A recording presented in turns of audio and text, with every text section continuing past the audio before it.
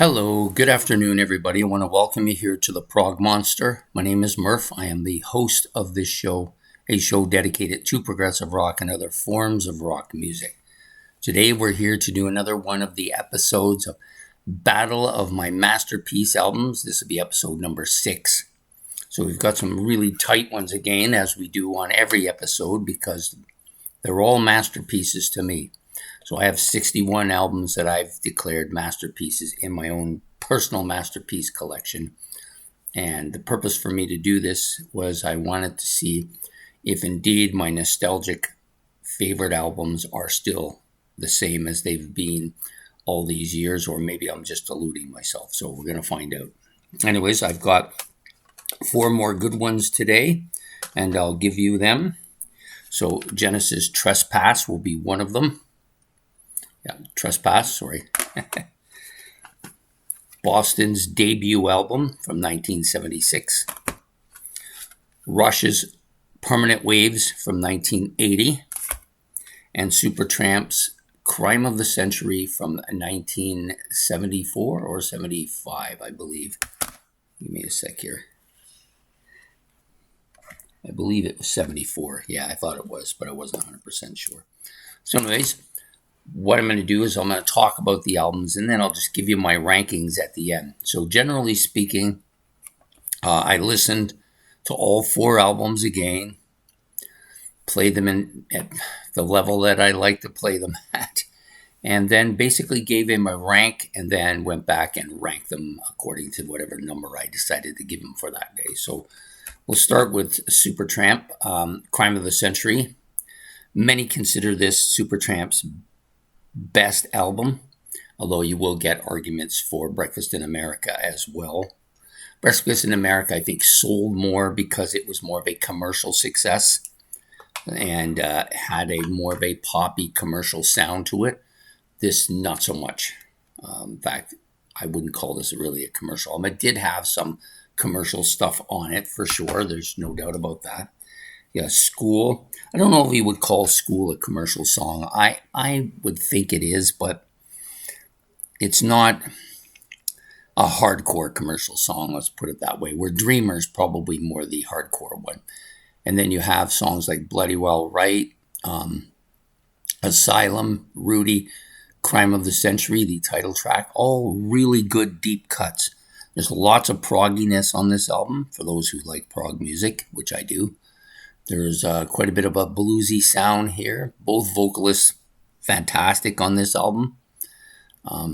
Probably my underrated favorite on the album is probably Hide in Your Shell. I like this a lot. This is sung by Roger Hodgson. I think he does an absolute great, emotionally charged song. Just does a fantastic view of this. Bloody Well Right, kind of more the bluesy song that everybody well knows by these guys.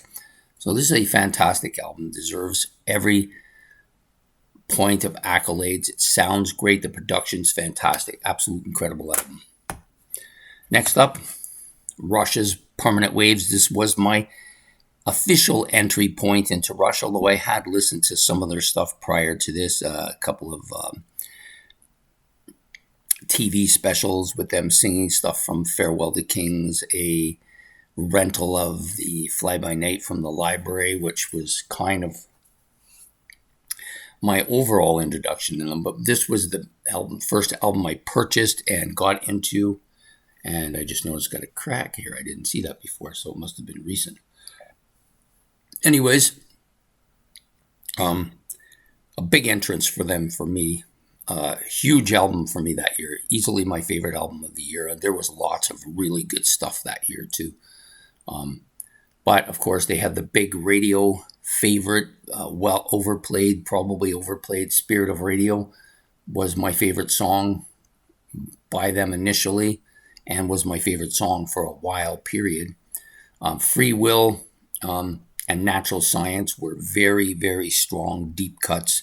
For me, maybe the strongest deep cuts of any album that I've ever owned, to be honest.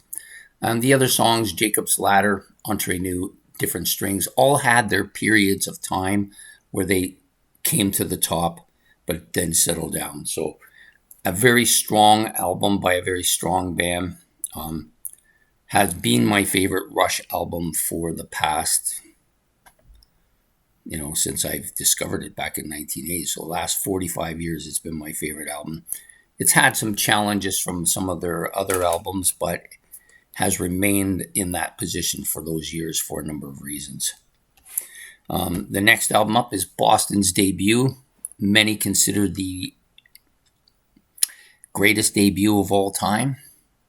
Hard to argue with that. Every song on this album is great. This is an album proliferated with a lot of radio-friendly stuff. Every single song has been played on the radio regularly. I don't know if it's as much as it once was when I was growing up, but they were all played on the radio. And I didn't initially have a great start with this album. It wasn't really the album's fault or anything on the music. I was a kid. I wanted Destroyer. They got me Boston. I was pissed about it. So the Boston album suffered a bit because of that. Eventually, though, it came on to actually be greater than Destroyer. Destroyer is just like a high 2, low 1 for me, where this is a masterpiece. So, and just everything on here is great. Of course, More Than a Feeling, maybe one of the greatest songs of all time. Peace of Mind, very strong. Foreplay, Long Time. That's a heavy killer track. Smokin', another great tune. Hitch a Ride, I like that a lot. And Let Me Take You Home Tonight, another great one. But even some of the songs that I didn't mention, like Rock and Roll Band and Something About You, all great tunes. This is a strong album. And last but not least, Genesis Trespass. So this was a kind of a latecomer for me to the scene. The other albums, other than Boston, that eventually got open and then just took right off. With Rush, it was right away, and Supertramp's album, definitely right away when I got it too. This one didn't do that right away. Initially, I didn't. I kind of liked the cover. I kind of liked the knife, of course, right away. But everything else kind of didn't do much for me for a long time, but it grew. Every year it would grow. So I first started listening to this back in... So this was one of the albums, I believe, that I bought during that 1988 $300 splurge, in which I got almost all the original Genesis albums, including this one. And so when I started listening to Genesis, this was the first one, of course, because I wanted to do them in sequence. That's the way I operate. And I didn't initially like it, but that started back in the early 80s, late 90s, early 2000s. I get this right. And I started listening to it, and it's grown and grown and grown to the point where last year, I think it was last year or the year before, one of the last 2 years, I put this as a masterpiece album in my collection, and it's still growing. Still a great album with lots of stuff on it. All of the songs now I like a lot. Looking for Someone and Stagnation, Dusk, fantastic tunes. So anyways, Genesis Trespass, pre-Collins, pre-Hackett, but still really good. Okay, now I got to rank them. So it wasn't as hard as it might have initially seemed. The bottom three were a hair apart, so they could have flipped around given any day. If I'd listened to them on a different day, maybe they all would have been different. The top one was the top one, and there wasn't going to be any challenge to it here, at least not after the listening anyways. So the number 4 one for today is Genesis Trespass. So this is the first Genesis album to finish 4th. The previous two both won their heats, if you want to call it. So that finished 4th. Number 3 was Boston's debut. I think this is a fantastic album, but it's up against other masterpiece albums. So I think for today, I liked it slightly better than Trespass, although it was back and forth for a bit there. I think the Boston album went out because I hadn't listened to it for a while, and it was kind of a little more fresh. And the third one was Supertramp, which edged out the Boston album, strictly because I think the overall sound on this album is, like, these two are two of the better production albums Very, very great production. The Genesis one, not so much, but I think when it came down to it, I think that this album just had a little bit more strength of songs than the Boston one. But it's really tight. Come back another day, maybe it would have been the other way around. So obviously the winner is Rush's Permanent Waves. I wasn't sure that this was going to win. Going into this, I thought, it's always been my favorite, one of my favorite albums. But maybe it's been 45 years. It's been played a lot. Still gets played on occasion too. Thought it might not be able to take on some of these ones who I haven't listened to as much. And the Boston album was the one album that wasn't sure about how that was going to play out because I hadn't listened to it for a while. But in the long run, this I think was easily the better of the four albums for me, anyways. Natural Science, I think, sealed the deal for me. So up until the point I listened to the first five, and I was, pleasantly surprised that I still had an interest in all of them. Especially Jacob's Ladder, I liked it a lot more than I had previously. But Natural Science, so it was pretty much even right up till I listened to Natural Science, and that's the song that kind of sunk it for me. There's no song on any of these other albums that can compete with that song.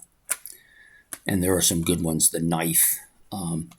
There's a couple songs on the Boston album really strong. And of course, School, Bloody Well Right, and Hide Yourself Away, which are all great songs. But I don't think any of them quite competes with Natural Science. And that's pretty much the reason why I chose to put that album as number one today. So the Rush Permanent Waves album, the first Rush album to win a battle in this series, will go on to the semifinals at the end of this tournament, at the end of the 15 battles. So battle number 6, it's going to be Rush, then Supertramp, Boston's Debut, and finally Genesis Trespass. So I hope you've enjoyed this episode. It's kind of interesting for me to listen to these albums, comparing them to each other. I did enjoy it. So please like and subscribe if you have any comments about any of the four albums. You may put them down there. Just keep in mind, these are just my own feelings about the albums. I realize that all four of these albums are capable of being the number one album for anybody out there. Anyways, take care and have yourself a good day and a good evening. Goodbye.